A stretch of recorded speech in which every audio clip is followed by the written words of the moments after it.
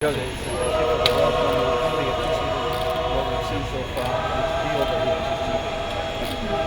have you. Yeah, we look forward to having you. Thank you.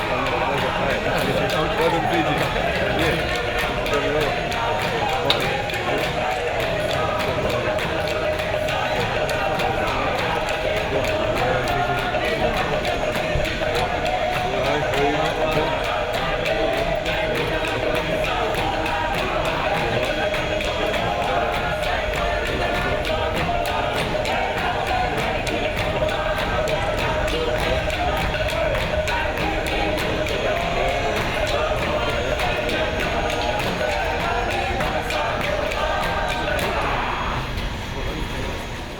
To have this opportunity, thanks to Fiji Airways, Football Association, the government, to come over here and complete the first part of our pre-season training and play the national team of Fiji twice and the Olympic team twice, it's just going to be a wonderful experience for our players. It's not only a football and sporting experience, it's a cultural experience as well. So I really enjoyed that whole ceremony.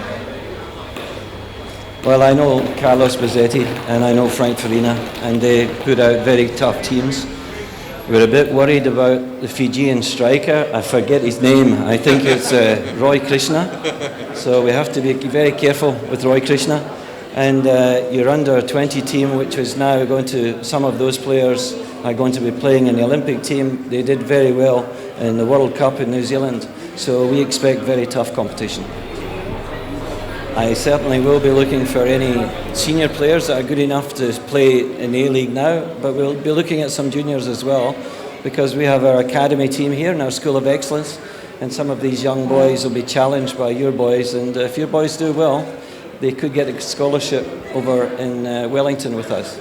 I mean, most definitely. I mean, these types of initiatives undertaken through the Ministry of Tourism, and of course with Tourism Fiji support and Fiji Airways, and it brings about a lot of synergies that we can utilize, and also, use our sporting talents and abilities and Fiji's, I suppose, reputation in that area to attract more sporting activities in Fiji. We've seen quite a bit in rugby. We're hoping to get a lot more in rugby league.